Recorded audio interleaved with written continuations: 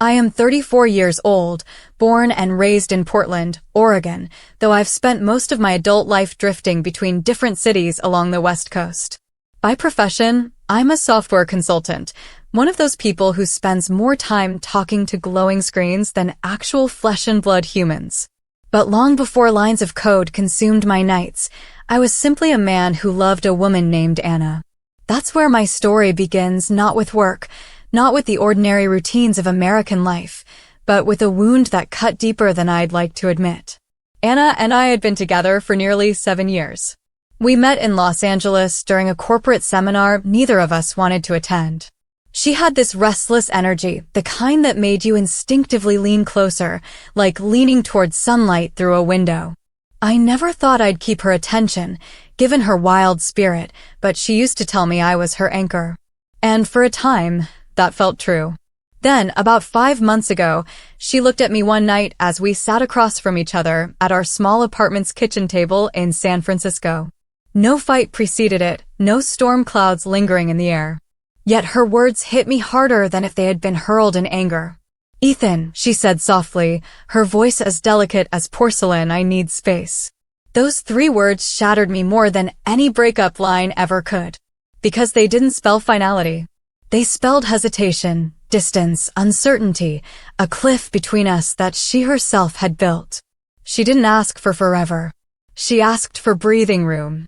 And I, foolishly believing space might heal what time could not, agreed. What followed was silence. She traveled, at least that's what I saw on her social media feeds. Photos cropped carefully by her own hand, sunlit beaches in Florida, crowded cafes in New York, a hiking trail somewhere in Colorado. In every picture, she smiled for the lens, wide and glowing like someone in the prime of her freedom. But then, one night, as I scrolled through her recent uploads, I caught something that twisted in my chest. Behind the brightness of her eyes, I noticed an off-center sadness. Her shoulders drooped when she thought no one would catch it. The corners of her smile strained, as though forced upward only for the camera. She wasn't herself. That was when the inner battle began. Should I respect her request, stand back, let her wander through whatever storm pulled her apart? Or should I confront what my gut screamed, that she was falling to pieces, hiding it behind staged laughter and vacation snapshots? I knew this wasn't just about her words anymore. It was about truth. And a man who loves cannot stay silent forever in the face of another's hidden pain. The days after that discovery became unbearable. Every time I opened my laptop, I found myself hypnotically drawn to Anna's feed. It was a cycle: refresh, stare, dissect every pixel of her expression. Most people would see a carefree woman in her early 30s soaking up adventure. I saw something else, shadows curling at the corners of her being, invisible to anyone who hadn't traced her smile thousands of times before. I stopped eating regularly. Sleep was a luxury I couldn't afford. Her request for space hit me like a commandment carved in stone, but so did my conscience. Could love coexist with silence? What if my distance was the nail that sealed her descent into something darker? After 3 weeks, I made my decision. I booked a ticket to Denver, Colorado. Why Denver? Because that was her last check-in, at least according to the photo she had posted 2 days ago. She stood at the top of Red Rocks Amphitheater, wearing a gray hoodie, sipping coffee from a paper cup. At first glance, she looked radiant, but when I zoomed in, everything changed. Her knuckles gripped the cup too tightly, and her eyes, weary, as if she'd woken up from a night of crying. I closed my laptop that night, whispered a quiet promise to the silence. "Anna, I won't let you break alone." The flight to Denver was uneventful, though inside me storms raged. Airplanes have this way of inflating your solitude. You sit buckled in, thousands of feet above Earth, while your heart retraces mistakes. Mine did just that. Had I smothered her with stability? Had my predictable routines made her crave chaos? Did she need this space to breathe, or was it her subtle way of saying goodbye without wielding the knife outright? By the time wheels hit the tarmac, my thoughts were eating me alive. I checked into a nondescript downtown hotel, room 417. The kind with beige wallpaper, humming air conditioners, and thin curtains that never fully close. It wasn't comfort I wanted, only proximity. I traced her digital breadcrumb trail until I found myself standing at a corner cafe she had tagged the day before. A place called Beanstalk Brews, where the locals lined up in puffy jackets and scarves. I didn't see her there. Of course I didn't. But sitting at the same table she had photographed in her story made me feel, briefly, as though her ghosts surrounded me. I messaged her that night.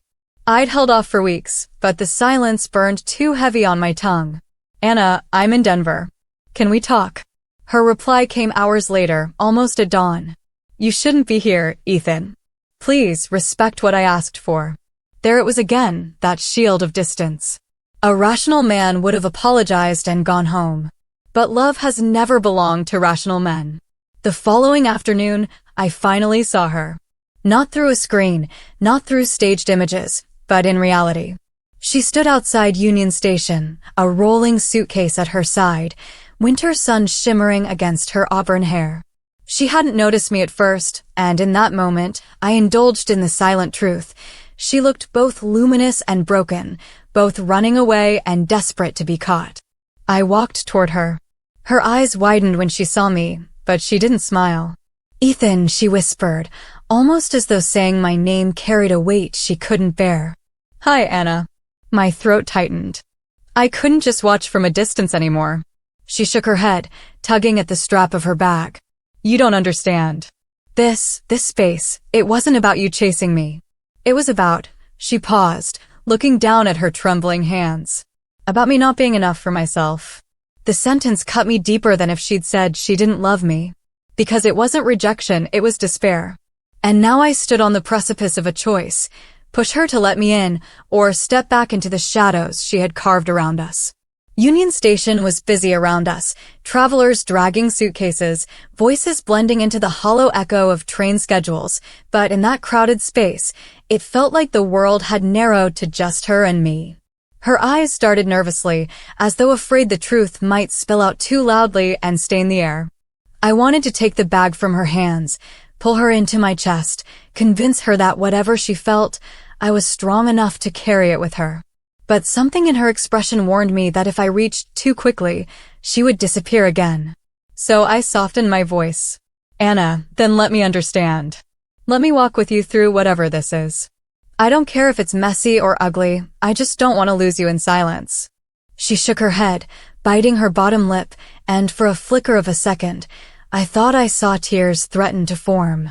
But instead of answering, she exhaled, whispered, I've got a bus to catch, and started to move. I followed. Not too closely, but enough to let her feel my presence. Her next stop was Santa Fe, New Mexico. I knew because she boarded a Greyhound heading south, and though she hadn't invited me, there I was seated 3 rows behind, watching her silhouette in the dim amber lighting of the bus. The road stretched endlessly, desert landscapes sweeping by.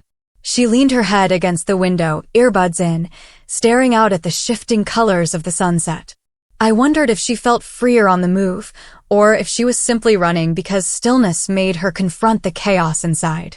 I caught myself writing a kind of mental diary, every tilt of her head, every small gesture of rubbing her palms together as though fighting invisible cold. They were all messages if only I could decode them. In Santa Fe, she checked into a modest Airbnb near Canyon Road. I lingered at a cafe nearby, carefully balancing closeness with caution. To outsiders, my actions might have seemed obsessive, but to me, it was survival. The woman I loved was unraveling behind closed doors, and all I could do was hover on the edge of her silence, waiting for her to let me in. 3 nights later, fate tilted toward confrontation once again. I walked past the adobe-style building where she was staying and caught sight of her through a half-open window. She wasn't smiling this time, not for a camera, not for anyone. She sat slumped on the couch, her head buried in her hands. Shoulders trembling, whether with exhaustion or tears, I wasn't sure. My chest constricted. It was the proof I had been afraid to accept. The version of Anna the world saw online was a mask, carefully curated sunshine over a storming heart. I didn't knock. Not yet. I stood frozen on the street, the crisp desert night wrapping around me while inside her little rented room, Anna crumbled in solitude. I walked back to my hotel that night with a dilemma grinding my mind raw. respect her need for isolation, or kick down the walls she was building and risk losing her trust forever. When dawn came, I made my decision. Love is not passive. Love sometimes demands the audacity to confront pain before it swallows the person whole. The next morning, I returned. Knocked gently, heart pounding like a war drum. She opened the door slowly, her eyes red, her hair tangled in a bun that looked hastily pulled together. For once, she didn't wear the mask. She looked at me like someone caught in the vulnerability of waking up with no defenses. "Why are you here again?" she whispered hoarsely. "Because I can't stand seeing you break apart alone."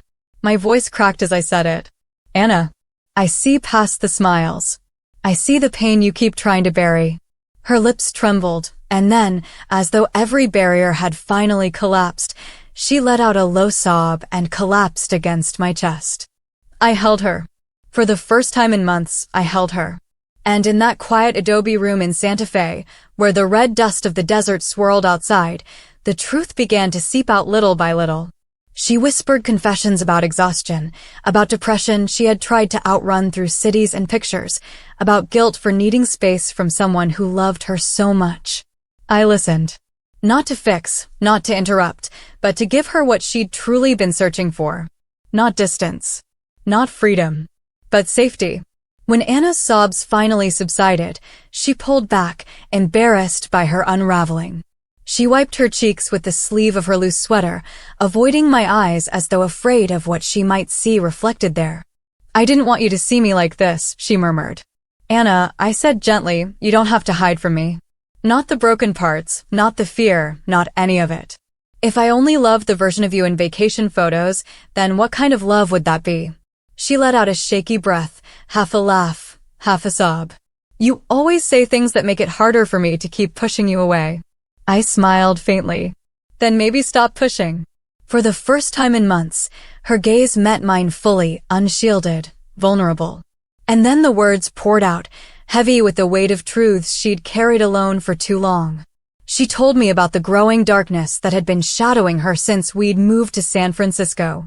At first, it had disguised itself as stress, work deadlines, crowded trains, emails piling up. But it had grown quietly, feeding on her suppressed doubts until it swallowed the joy she once carried so easily. I started feeling empty, she admitted, hugging her knees to herself. Like, no matter where I was, there was this black hole inside me eating everything. I thought maybe traveling, taking space, escaping routine, maybe that would fill it, or at least silence it. But it just followed me, everywhere. Hearing her voice break tore at me. She had been carrying the unbearable weight of depression, disguised as wanderlust, hidden behind Instagram filters. "Why didn't you tell me?" I asked softly. "Because I didn't want to weigh you down. You already held so much together. And I thought if you saw the mess I was inside, you'd stop loving me." The words struck me like a knife, but also cemented the depth of her fear. It wasn't lack of love that pushed her away. It was too much love, twisted into guilt, convincing her she wasn't worthy. That night, lying awake in the small Airbnb room after she finally drifted to sleep beside me, I wrestled with a new reality. Loving Anna wasn't just about laughter-filled nights, shared dreams, or warm mornings. It meant standing beside her through a war that was largely invisible, one she sometimes fought against herself. And here was the question gnawing at me. Was I strong enough to guard her through that? To walk into the storm willingly, knowing it might consume us both at times? For a man who had always lived by logic, it struck me that love asked for chaos, sacrifice, and unreasonable faith. But when she stirred beside me, her breath uneven even in sleep, I realized the answer was already etched into me. I'd rather battle beside her in the dark than live in the light without her. The next morning, Anna suggested we keep traveling together for a while. Not because everything's fixed, she clarified, her voice still fragile. But because I don't want to hide from you anymore. Maybe if I stop running alone, I can stop running altogether. So we packed her small suitcase and boarded another bus, this time to Austin, Texas. Not as escapees, not as strangers circling each other, but as two people finally willing to share the unfiltered truth between them. To the world, the pictures she posted over the next week still showed smiles and sunsets. But this time, I was the one behind the camera, and I knew, though pain still lingered inside her, the smiles were beginning, slowly, to be real again. And for the first time in months, hope felt like it belonged to us. Austin greeted us with its trademark mix of heat and heartbeat, the hum of live music spilling from every street corner, the heavy scent of barbecue lingering on the air. Murals painted across walls as if the city itself were trying to remind people to keep dreaming. It felt alive, vibrant. And in a strange way, maybe that was what Anna needed most, a reminder that energy and rhythm still existed, even in darkness. We found a small rental apartment near South Congress Avenue, its interior simple, plaid curtains, secondhand furniture, a porch that overlooked a neon-lit taco stand. At night, we'd sit out there, watching strangers laugh as they passed by, their lives seemingly lighter than ours. It was during one of those nights, under the heavy drone of cicadas, that Anna finally revealed the root of her struggle. She held her mug of tea with both hands, staring into the steam instead of at me. Ethan, it didn't just start in San Francisco. I think it started years ago. Maybe even before we met. I just buried it too deep to notice. I stayed quiet, giving her the space she needed. When I was younger, there was always this pressure to be perfect, to shine. My parents worked themselves into the ground, and every achievement I had was supposed to be proof it wasn't all for nothing. I learned to smile, to be charming, to go after goals. On the outside, it looked like I had everything figured out. She paused, her voice trembling. But inside, I've always felt empty, like no accomplishment ever filled the silence. And when I failed, when I stumbled, I felt worthless. That hollow stayed. Traveling, moving from place to place, it was just one more mask. If I kept shifting, maybe the emptiness couldn't catch up. Her words fell heavy. It wasn't just depression born of the present, it was a long echo from her past, stitched into her very sense of self. Hearing this, I confronted a truth I hadn't wanted to admit. Loving Anna was not about fixing her. It wasn't a problem to be solved with logic or analysis, like the codes I debugged for a living. It was about staying put, even when she crumbled, about sitting with her in silence until she remembered she wasn't alone in it anymore. I reached for her hand. You don't have to keep running, Anna. Not from your past, not from me, not even from yourself. I can't erase the emptiness. But I can sit with you in it until it doesn't feel so unbearable. Her eyes glistened at my words, not with sudden joy, but with a quiet relief, as if she had waited her whole life for someone to tell her that being deeply flawed didn't make her unlovable. For the first time, I felt like I wasn't just chasing her, I was actually walking beside her. One evening in Austin, we went to a small music hall. A band played soft folk songs, the kind that seeped into your bones and lingered. Halfway through, Anna suddenly froze in her seat. Her breathing grew shallow, her hands clenched tightly around her knees. I leaned in instantly. Anna? What's happening? Tears pooled in her eyes as she whispered, I don't know. I feel like I can't breathe.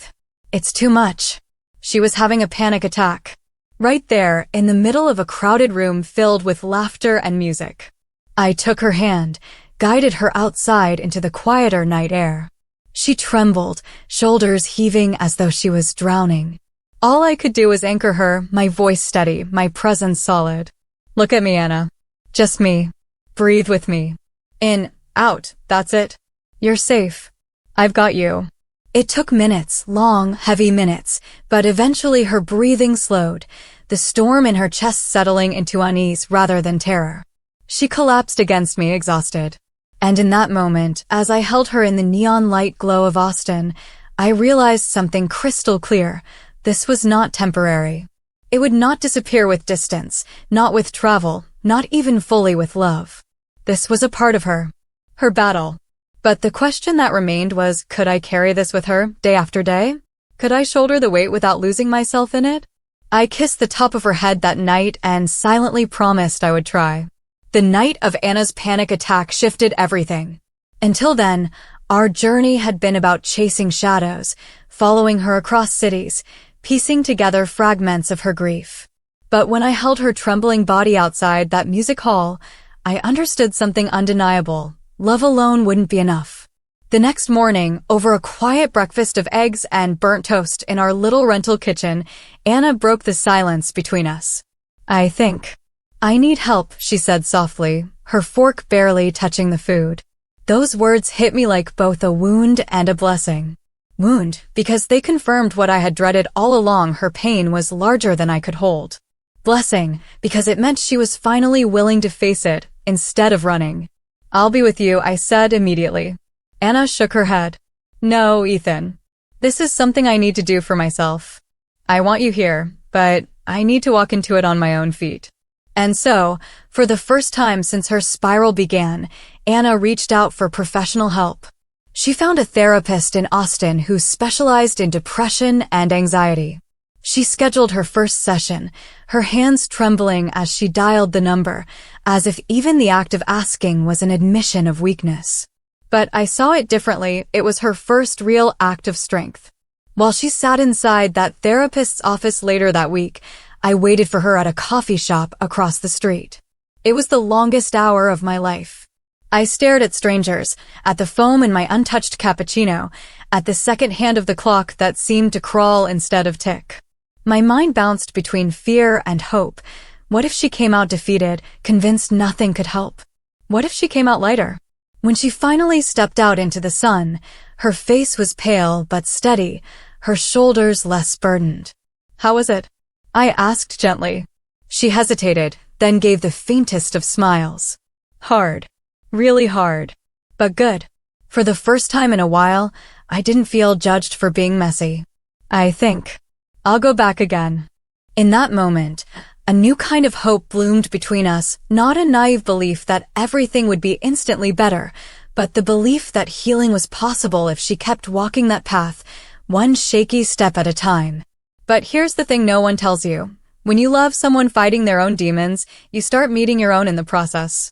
Late one night, as Anna slept beside me, I found myself pacing the apartment, staring at the city lights through the window. I had built my life on order, clear spreadsheets, tidy routines, predictable outcomes. Loving Anna had shattered all of that. Now I was living in uncertainty, in chaos, tethered to emotions I couldn't control. And the question crept in again, was I strong enough for this? Part of me wanted to admit I was afraid, not of Anna, but of losing pieces of myself in the battle to keep her whole. Another part of me whispered that maybe love wasn't about preservation of self at all, but sacrifice, about being willing to let the edges of your comfort bleed for the sake of belonging to someone else fully. It was in that sleepless night that I decided, if Anna was brave enough to fight her storms, then I had to be brave enough to fight my fears of being engulfed by them. Over the weeks that followed, Austin became something more than a stop on her runaway map. It became a small sanctuary. Anna went to therapy twice a week. Some days she came home exhausted, raw from revisiting old wounds. Other days she carried a quiet energy, a flicker of pride, as though she had conquered small mountains.